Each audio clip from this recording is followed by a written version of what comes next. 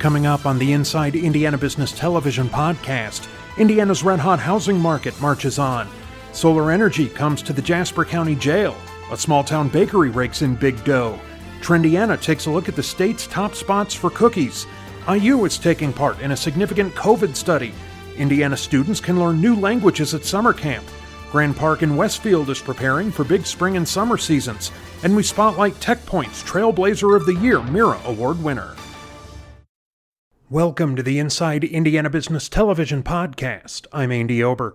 Homes are flying off the shelves. That's how Forbes describes Indiana's red-hot housing market, ranking Indianapolis as the 8th best city to buy or sell a home in 2021.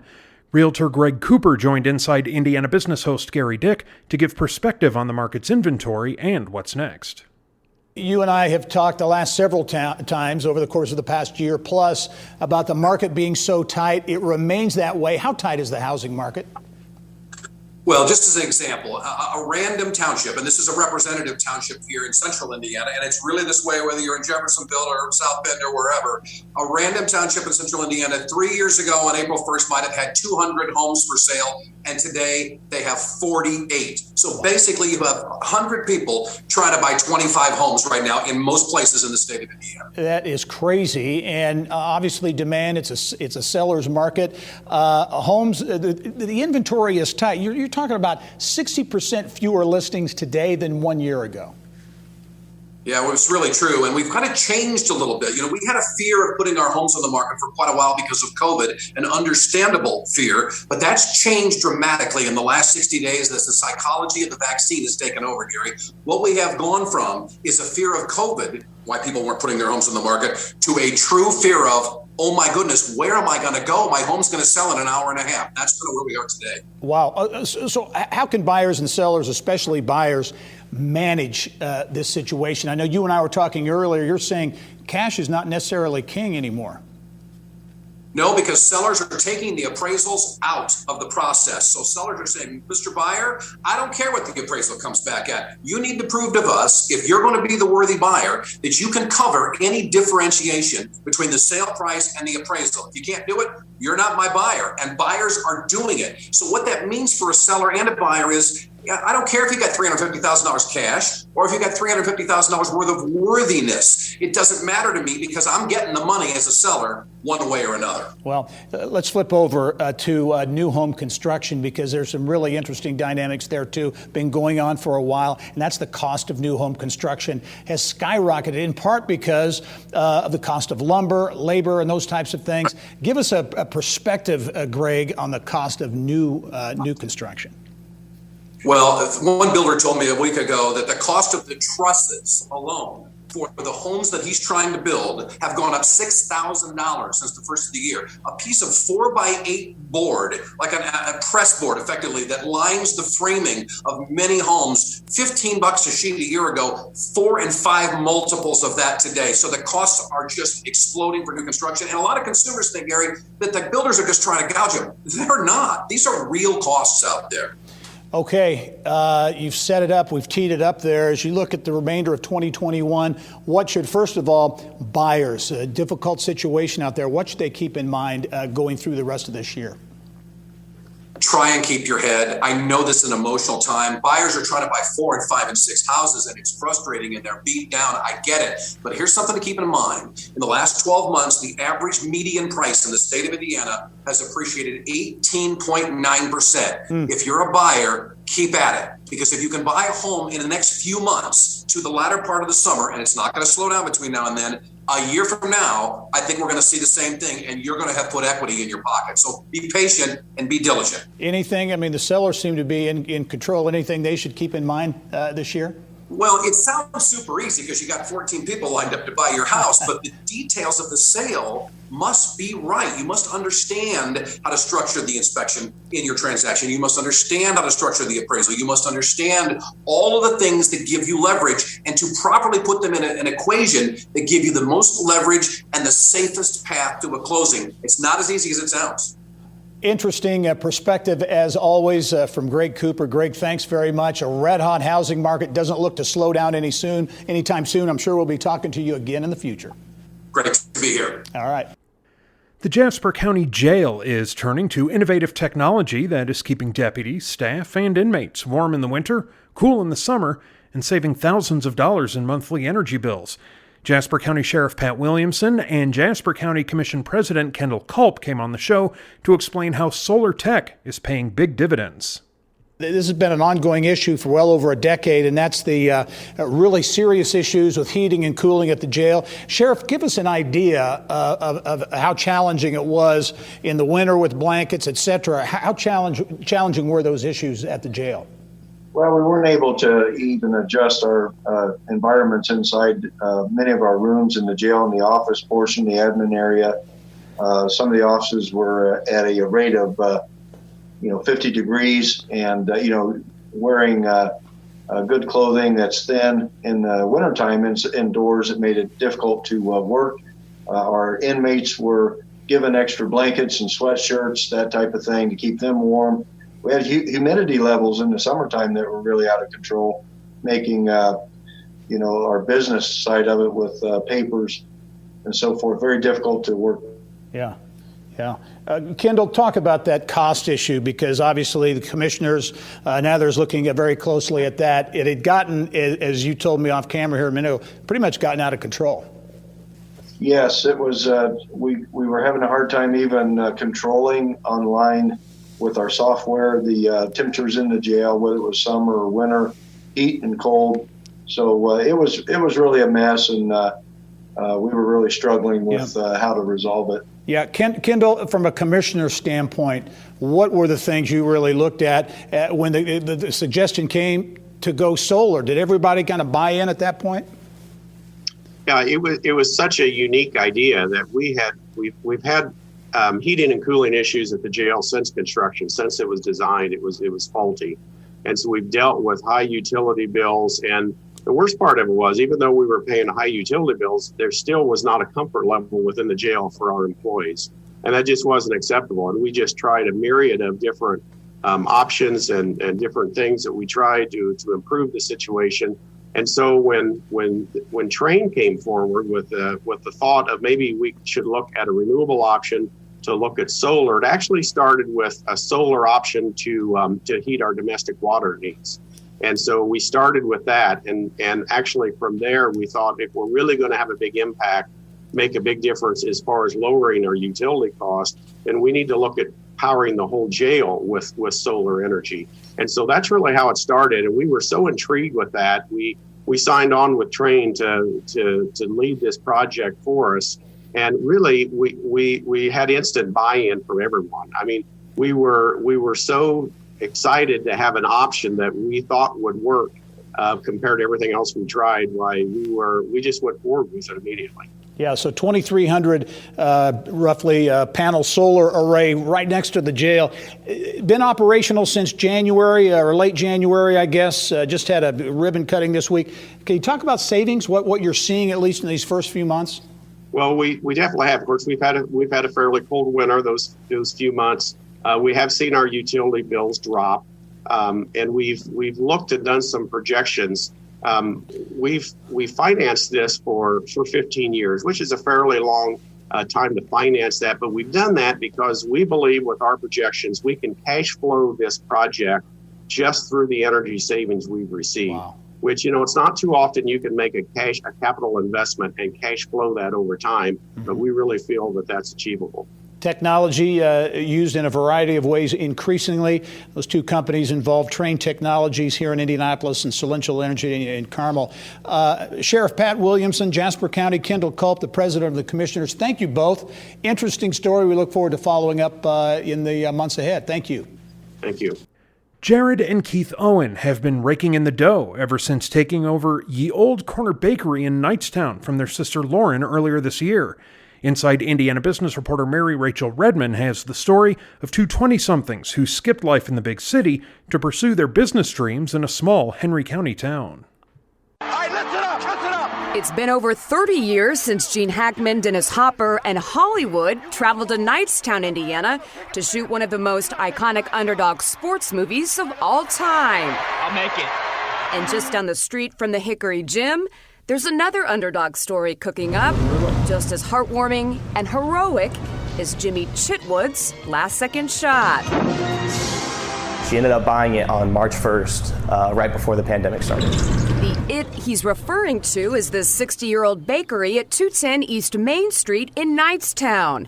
And the she is his older sister, Lauren. She lost a lot of employees because they were collecting unemployment. She was making the donuts, she was cooking during service, and she was serving everyone, working 90 hours a week just to try to keep it open. The back-breaking hours as solo owner and operator of the bakery began to take its toll. She started to break down, she couldn't do it. Then came the phone call. She called us one day and said, "Can't do it anymore. Can you guys help me out?" That's when younger brothers Keith and Jared Owen made one of the biggest decisions of their young careers. She finished December 19th. We bought it the week after Christmas. And on January 6, 2021, Ye Olde Corner Bakery became a brother-owned business. I work here full time, and then Jared makes the donuts at night. Jared, the slightly older of the two, works a 9-to-5 as vice president of operations for Anderson Motor Speedway. Moonlighting as chief baker by night. It takes about 6 hours to make donuts. The goal is to be here by 7 o'clock, and if I can leave by 12:30 or 1 o'clock in the morning, that's ideal. Oh, wow. I see a lot of deliciousness. So how many flavors of donuts do you have? We have over 40 flavors of donuts here. Okay, I'm going to go with the Samoa cookie.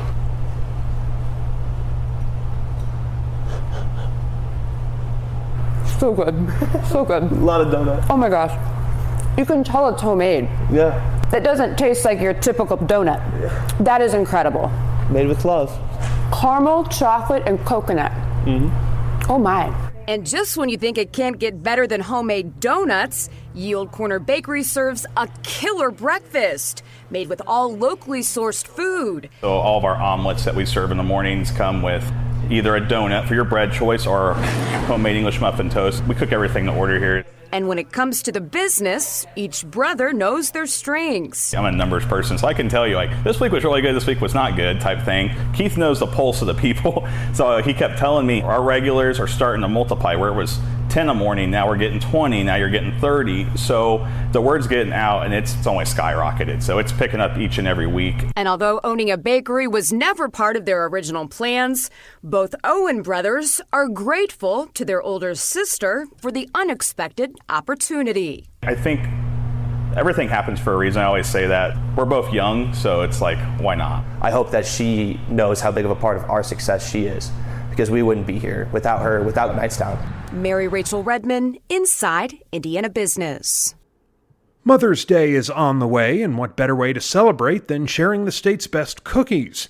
Yelp Senior Regional Lead of Marketing and Communications, Brittany Smith, helps us do just that in our Trendiana segment. It's very challenging for me because these cookies are about a foot away from me and they smell great. But as mentioned, cookie shops around and bakeries around the state, and a lot of these, if you're looking for Mother's Day gifts, you can just order them and have them shipped directly to where you want them to go. So true. And this roundup gives you a little bit of a taste of the innovative type cookies that are coming on to the market, as well as some of the classics. Yeah. And our first stop is here in Indianapolis, Salamat cookies. That's a great example, again, of really a different flavor, if you will, and a different vibe when it comes to cookies. Exactly. Yeah, this business actually started out at the beginning of COVID. The owner, Mike, he lost his job, was looking for a way to, start out a business. And now he's 30,000 cookies later. Wow. And he's making these beautiful Philippine-inspired gourmet cookies with flavors like dark chocolate, chili mango, using ingredients like ube, coconut. There's some really fun designs, and you can actually get them as pickup and ship throughout the country. They're really interesting flavors. Holy cow, you talk about unique. You said it. Yes, they're beautiful. Let's go now to Franklin and Main and Madison Market. Yeah, if you've never been there, it's located in this historic building right off the historic square in downtown Franklin. It's really beautiful space.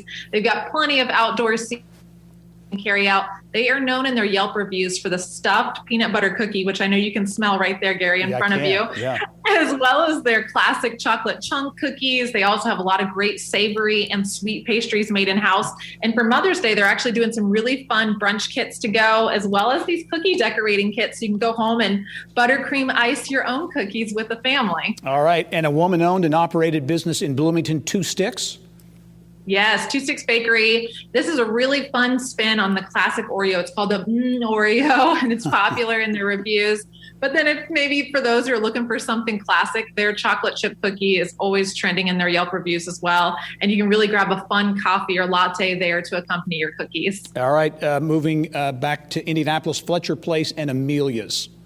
Yeah, when we pull the data of the top cookie in the state, Amelia's Bakery keeps getting a great spot on that list. And actually, they're going to be opening a second location here soon in Windsor Park on the Near East side of Indy. Right now, they're located in the really fun, historic Fletcher Place neighborhood.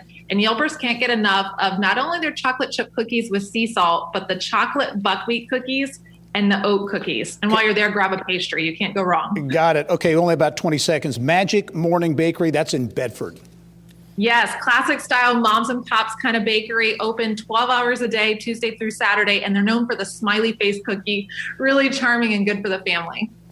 Brittany, as always, a great tour around the state just in time for Mother's Day. I have a cookie, too, that I'm going to taste here right now, so thanks for joining us. We'll talk to you soon.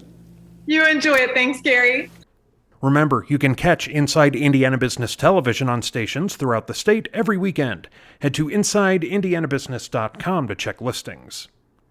Indiana University Bloomington is taking part in a new study to find out whether the Moderna vaccine prevents COVID infection and spread of the virus among college students and their close contacts. Researchers hope to use the findings to help answer key questions about life after getting the vaccine. IU School of Public Health Assistant Professor Dr. Christina Ludema joined Kylie Valletta in the Business of Health. All right, let's start with what we don't know about after you're vaccinated and why this question in particular is especially important to answer. Yeah, so as you just mentioned, the research is really strong on the ability of the COVID vaccines to prevent serious disease and death, which is great news because as more people are vaccinated, that's translating into fewer deaths and fewer hospitalizations. And we also know that vaccine prevents asymptomatic disease, meaning that silent spread piece that you just talked about. And what we don't know is vaccination also prevents spread. And continued spread means that the push to get everyone who's at high risk for serious disease to get vaccinated is even more urgent, and we have more concerns about new variants coming into the picture. Okay, so you say that college campuses really are great places to do this kind of research. Explain why that is and exactly what all of these college students will be doing. Yeah, so they're a great population to do this research for three main reasons. They live with other people in dorms or with roommates, and so there's sort of a high concentration of people living together. They were really enthusiastic about contributing to the science to end the pandemic. I've been really pleased with the response to this research study. And thirdly, they're also tech savvy. So a bunch of the components that we have for data collection involve using your cell phone for sort of a daily diary situation, and it's going to be a good setup for that as well. And so in terms of what the students will be doing in the trial, they're going to be doing daily nasal swabs. They're going to do 3 blood draw visits and then answer these survey questions using the app that I was just talking about. Okay, so the results are expected in the early fall. What do you think you will find? Yeah, our expectation is that the Moderna vaccine does prevent spread. So that's the vaccine that we're testing in this study. And that can shape our future conversations about what life looks like post-pandemic. So IU has the capacity to enroll about 500 students total. What has response been like so far? I know this is brand new. And how many have you enrolled so far? Yeah, so we're just getting started. We've got 8 participants so far. And gotten a lot of great enthusiasm. So looking forward to moving along. So as you mentioned, this study relies on the Moderna vaccine. It's using the Moderna vaccine. Could the results translate to the other vaccines? Yeah, our expectation is that with both the Pfizer and the Moderna vaccine would perform pretty similarly in terms of spread. Since they're both mRNA vaccines, we expect the results from our trial to apply also to the Pfizer vaccine as well. So how do you think this study also helps translate to decisions all of us are making about life after vaccination? One thing we mentioned is employers. How does this help them decide when it's okay to bring employees back to the office? Yeah, so the main concern with continued spread of COVID-19 is that, as I mentioned, there's going to be two pieces with that. One is the potential for people who remain unvaccinated to have serious disease. So, for example, for an employer, you might have a person in your office who can't get the vaccine for really legitimate health reasons. If that's the case, for most vaccines, we're looking for this possibility of herd immunity, where everyone getting vaccinated protects those people in the population who can't get vaccinated. So again, thinking about those people who can't for health reasons. Also, small babies are in that category. You can't get vaccines right away when they're small.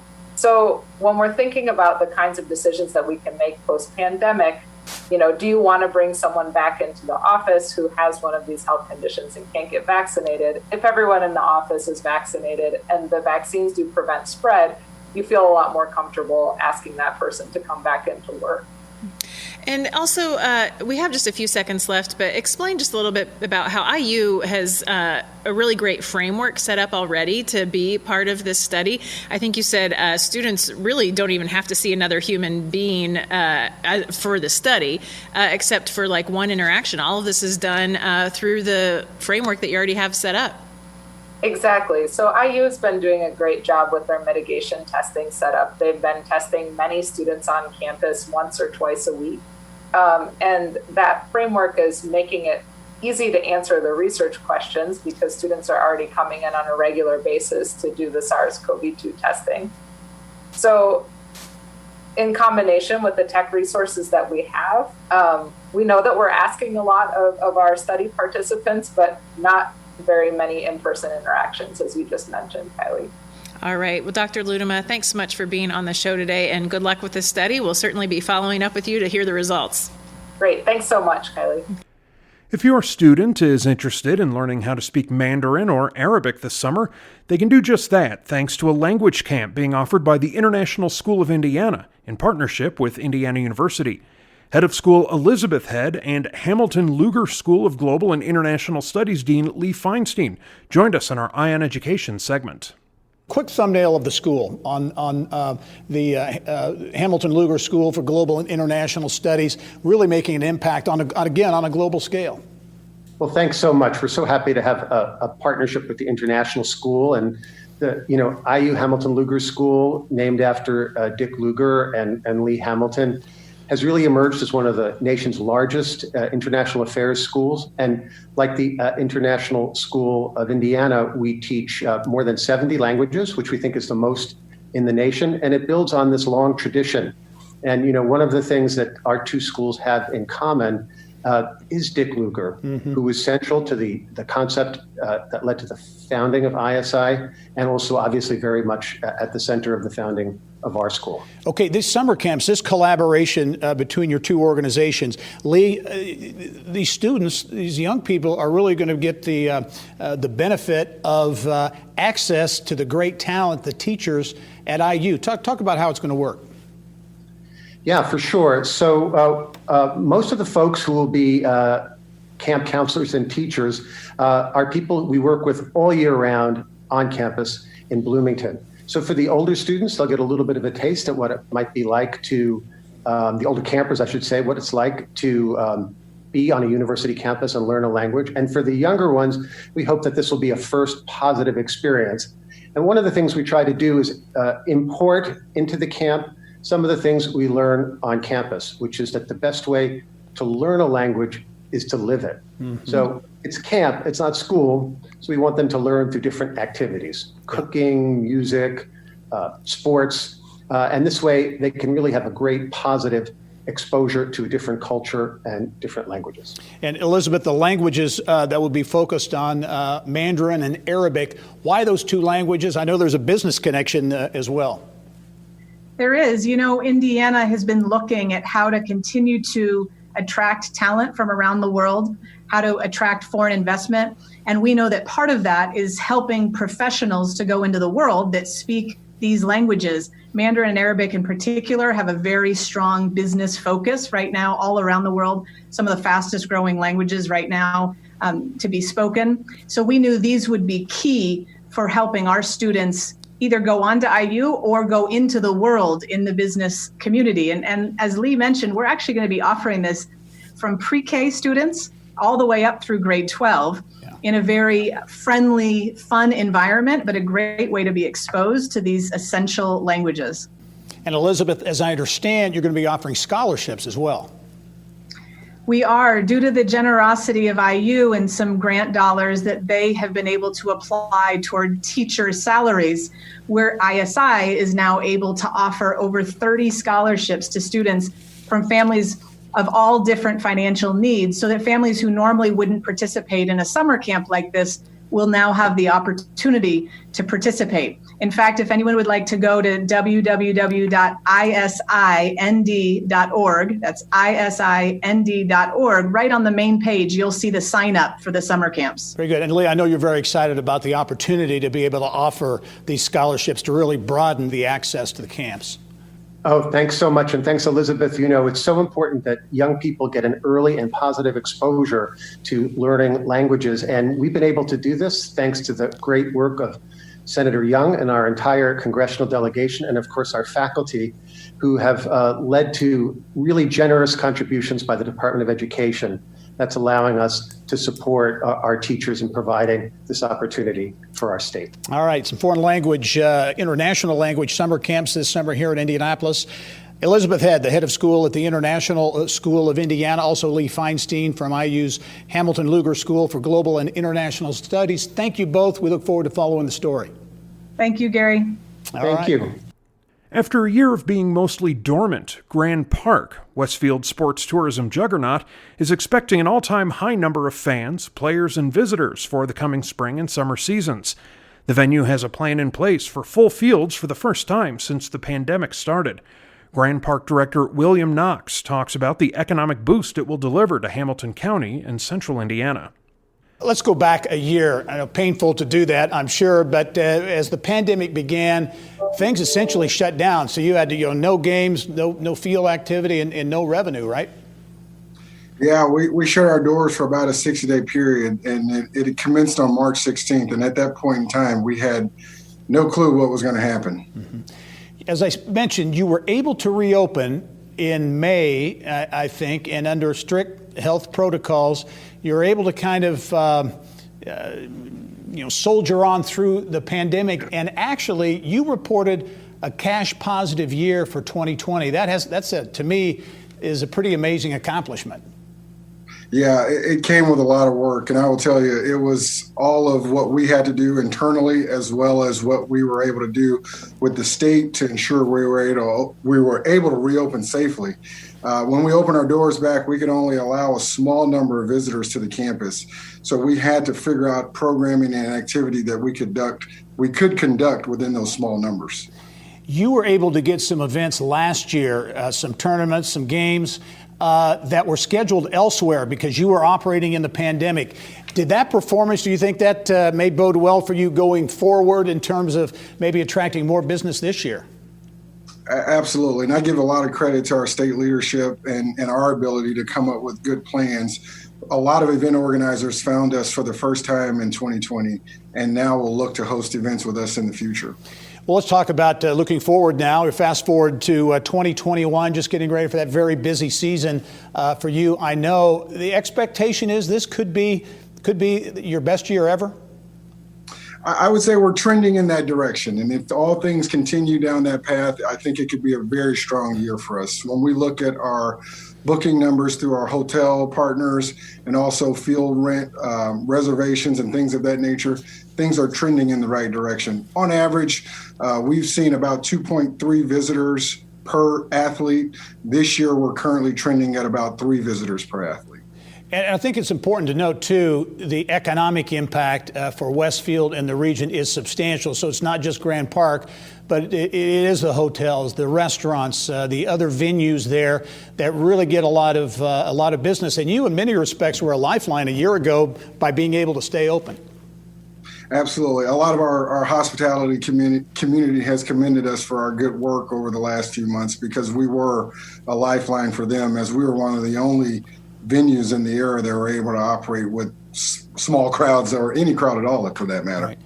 As you look, again, you're very optimistic about this year, but the pandemic obviously is not over yet. Still a lot of questions surrounding it. What is going to be key in your mind to having a successful year, still with the dark cloud of the pandemic hanging over everyone, really?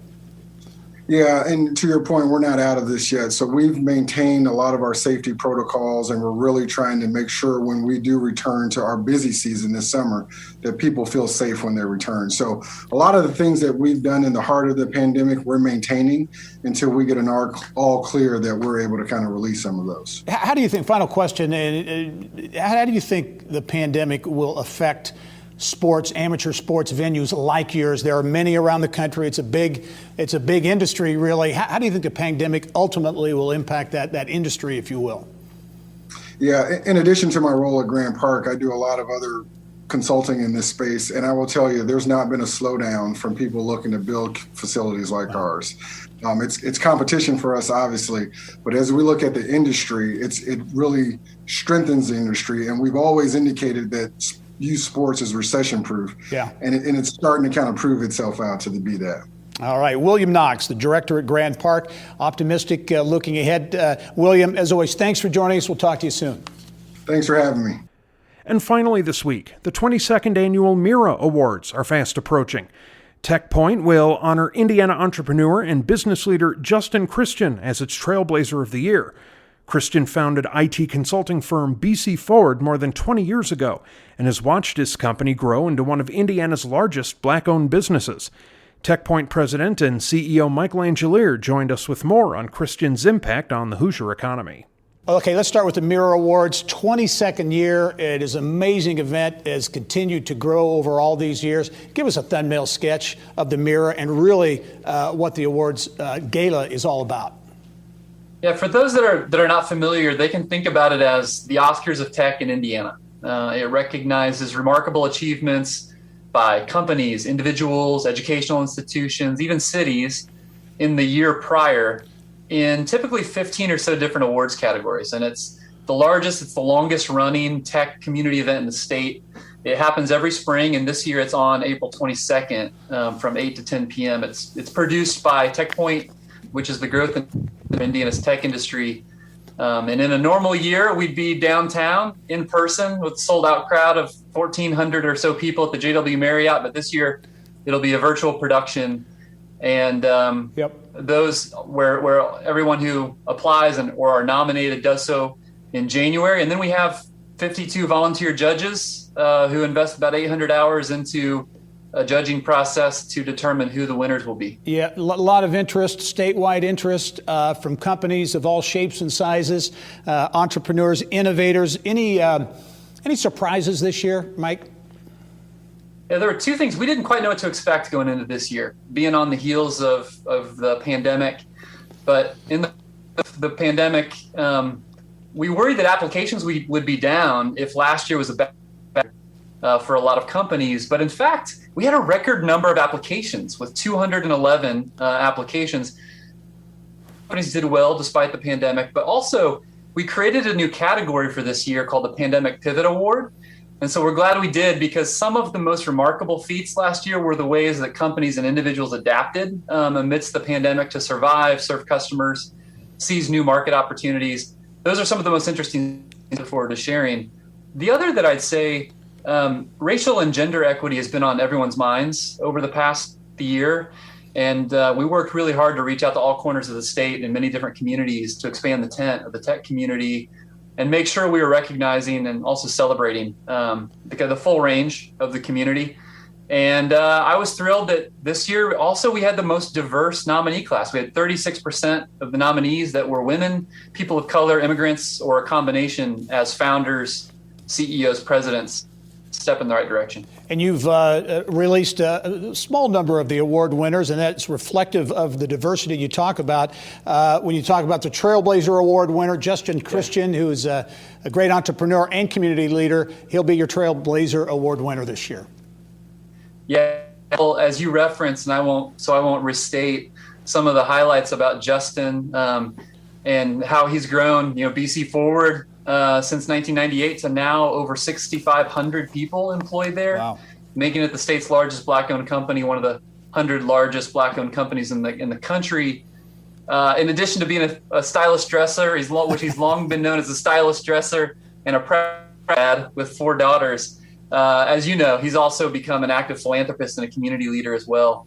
But we've also announced here over the course of the past week 2 other awards with the Rising Tech City Award, which Bloomington won for their development of the Mill and the Trades District Certified Tech Park. And then also the Bridge Builder Award winner is Rose Holman, Professor of Electrical and Computer Engineering, Dr. Carlotta Berry, for her work advocating for underrepresented young people. Very quickly, 10 seconds. Mike, anything new to expect at Mira? Yeah, so as I said, this year's virtual. We had last year over 5,000 people who tuned in. I think we'll expect more this year. The nice thing about it being virtual is that it's anyone can watch for free from home. It'll be a fast-paced event, 2 hours from 8 to 10 p.m. on April 22nd.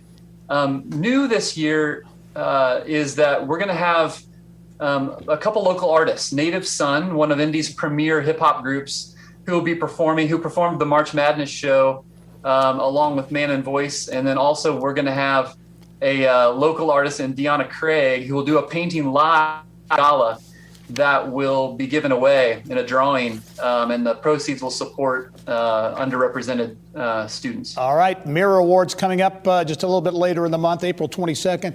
Mike Langelier, TechPoint, thanks. Looking forward to the event. We'll talk to you soon. That wraps up this week's Inside Indiana Business Television podcast. Remember, you can find all of this week's TV segments, as well as the top business news from throughout the state, at InsideIndianaBusiness.com. While you're there, you can also subscribe to our platform of free e-newsletters. This is Andy Ober for Inside Indiana Business.